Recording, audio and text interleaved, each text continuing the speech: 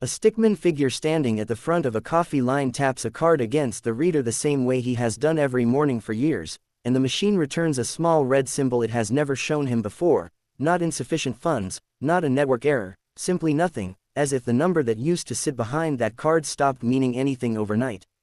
Behind the counter, the cashier tries the till, then a second card, then the register's own backup drawer, and finds the same nothing waiting in every direction, a queue of ordinary stickman figures behind him slowly realizing their own wallets are about to tell them the same story.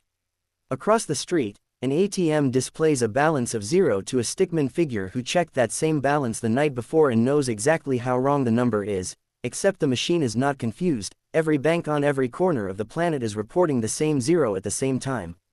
By mid-morning, the rule has a shape, even without an explanation attached to it. Money, in every form it has ever taken, cash in a pocket, a number in an account, a line of credit, a coin passed down for years, has simply stopped functioning as money, all at once, everywhere. A stickman figure holding physical bills discovers they are still paper, still real to the touch, and still worth exactly nothing to a shopkeeper who has already stopped accepting them, because paper was never the valuable part, only the promise printed on it, and the promise is the thing that broke. By midday, stores that opened that morning expecting an ordinary Tuesday are standing half-stocked and fully closed, owners uncertain how to hand goods to customers who have nothing left to offer in exchange, and customers uncertain how to ask. The first working solution stickman figures reach for is trade, a dozen eggs for an hour of labor, a tank of fuel for a bag of rice, and for a few hours it almost resembles an economy again, until the scale of what money used to quietly coordinate becomes impossible to replace one handshake at a time. A baker who needs flour has nothing the flour supplier wants that day. A mechanic with a full toolbox has no way to turn a fixed car into food for his own children unless the exact stranger who needs that exact repair happens to be standing nearby with something to give back. By the end of the first day, trucks loaded with food are parked outside cities because the drivers cannot be paid to finish the route, the fuel cannot be purchased to keep them moving, and the food inside them is beginning to spoil within sight of stickman figures who have no way to buy it and no way to be given it either. A stickman figure who owns a small farm on the edge of one of those cities watches neighbors arrive at his fence within hours, offering labor, tools, anything they still have, for a share of whatever is still growing in his fields, and understands, faster than any official announcement could explain it, exactly what his land is suddenly worth. Employers who cannot pay a workforce stop opening their doors, not from cruelty, but because there is no version of a payroll left to run, and stickman figures who showed up to work out of habit are sent home to a version of unemployment that has nothing to do with being fired. By the end of the first week, hospitals are treating patients with medicine pulled from shelves that will not be restocked, because the international supply chains that used to deliver them ran on transactions between strangers who never had to trust each other directly, only the money moving between them, and that money is gone. Utilities begin failing in the second week, not from any single dramatic collapse, but because the workers maintaining power plants and water systems cannot be paid, the parts needed to fix ordinary breakdowns cannot be purchased from suppliers on another continent, and systems built for constant, funded maintenance start skipping repairs they were never designed to skip. Governments lose their ability to function at almost the same pace private business does, soldiers and police going unpaid alongside everyone else, tax systems collecting nothing because there is nothing left in the form the law was ever written to collect.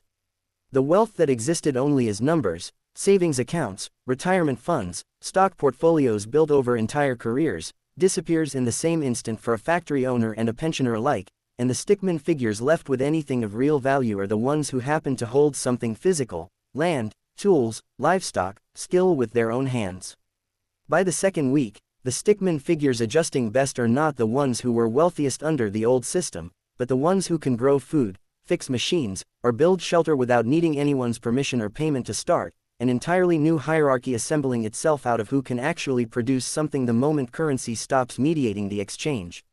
Violence follows quickly behind scarcity. Without money to soften a disagreement over limited food or fuel, disputes that used to end with an exchange of currency now end with whoever is willing to take by force what cannot be bought, and looting spreads through cities faster than any barter network forms to replace what broke.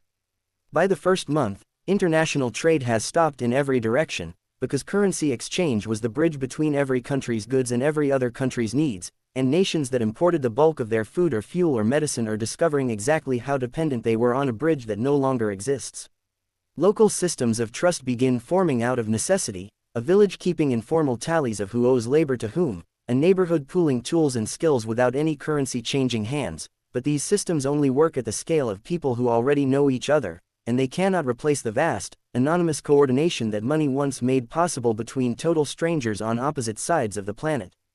By the third month, manufacturing that depended on thousands of paid specialists across dozens of countries has slowed to whatever a much smaller, local, trust-based group can manage with their own hands, and the complexity of the world quietly shrinks to the size of what people can build for people they actually know. Modern medicine is among the first casualties of that shrinking. Complex equipment, specialized drugs, and trained specialists that depended on a global money-based supply chain become steadily harder to access, and stickman figures who would have survived routine conditions a year earlier now face them with only whatever their own local community happens to have on hand. A stickman figure who once managed a small clinic spends that month rationing medicine that used to arrive by the pallet, deciding by hand who receives the last of something that no shipment is coming to replace, a kind of decision no training ever prepared anyone to make. By the 6th month, an entire generation is growing up learning a version of value that has nothing to do with any number, only what a stickman figure can grow, build, fix, or carry, and the vast invisible network of trust that used to let a stranger's promise move goods across an ocean has not been rebuilt anywhere at any scale.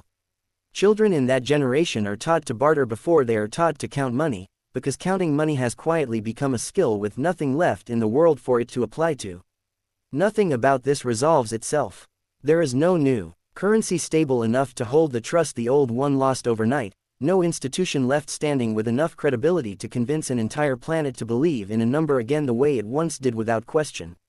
Money was never really the paper or the digits. It was an agreement stickman figures kept without ever quite noticing they were keeping it, and once that agreement broke everywhere at once, everything money had quietly been holding together broke along with it, with nothing built yet sturdy enough to hold the same weight.